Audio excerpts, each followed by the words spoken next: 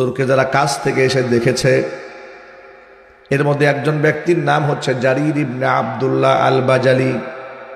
ইয়ামানের বাজাল অঞ্চলের তিনি একটা কওমের প্রধান ছিলেন, গোত্রের প্রধান ছিলেন। জুমার দিন আল্লাহর নবী মসজিদে নববীতে খুতবা দিচ্ছিলেন, এমন সময় রসুলের সাথে সাক্ষাতে এসেছে জারির ইবনে আব্দুল্লাহ আল বাজালি। জুমার দিন তিনি মসজিদে নববীর মধ্যে ঢুকলেন। ঢোকা মাত্র আল্লাহর নবী সাল্লাল্লাহু আলাইহি ওয়াসাল্লাম সাহাবীদেরকে ইশারা করে তাকে মসজিদের মধ্যে বসার জায়গা করে দিলেন। তিনি একজন অমুসলিম খ্রিস্টান ধর্মাবলম্বী, সেখানে বসে বসে সাহাবীদের অবস্থা পর্যবেক্ষণ করতেছিলেন। জুমার দিন যখন খুতবা চলে তখন কি কেউ কথা বলতে পারে? কথা বলেন ভাই, কথা বলা যায় না? কথা বলা যায় না।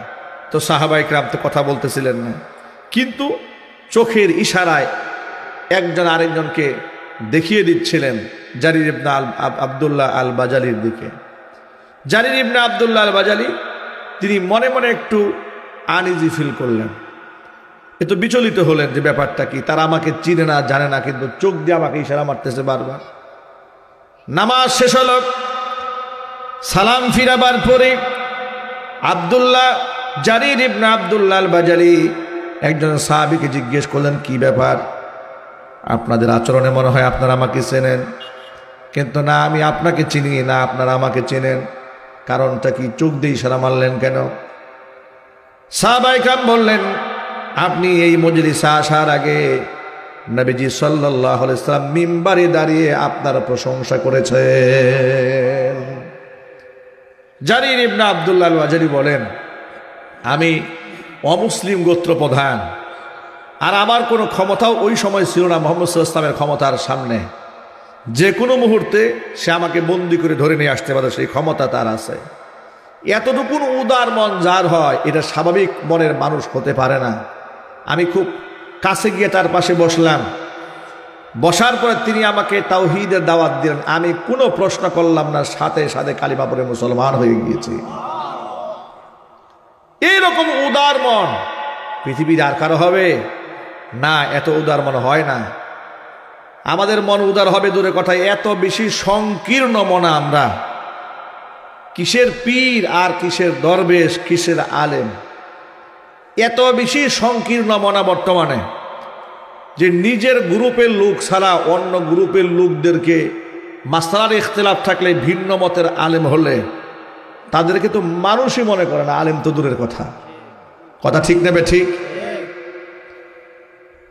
কিছু কিছু আলেম এরকম আছে যে উনি তো কওমি মাদ্রাসার, তার মধ্যে ইলম কালাম নাই।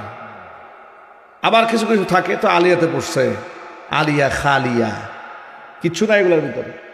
জেহালাত, মূর্খতা, মানে কপালে কপালে গুতা লাগে, একজন আরেকজনকে সালাম দেয় না। এত হিংসা জিঘাংসা নিয়ে মানুষ চলে কেমন? কথা ঠিক নেবে ঠিক? বলে আজীব তামাশা।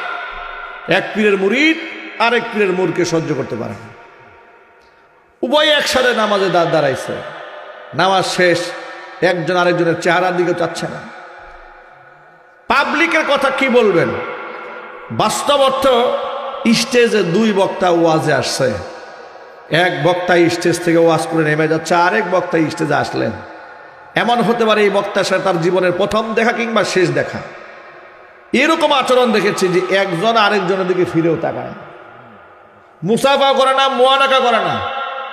সৌজন্য বোধ বলতে একটা কথা আছে, ঠিক না ভাই? মনে রাখবেন, শুধু ওয়াজে মানুষ হেদায়েত হয় না, মুআমালাত, মুআশারাত। নবী করিম সাল্লাল্লাহু আলাইহি ওয়াসাল্লামের শুধু ওয়াজে মানুষ হেদায়েত পেয়েছে তা নয়, তার চাল চলন, উঠা বসা, বক্তব্য দেখেও অসংখ্য কাফের কালিমা পড়ে মুসলমান হয়ে গিয়েছে।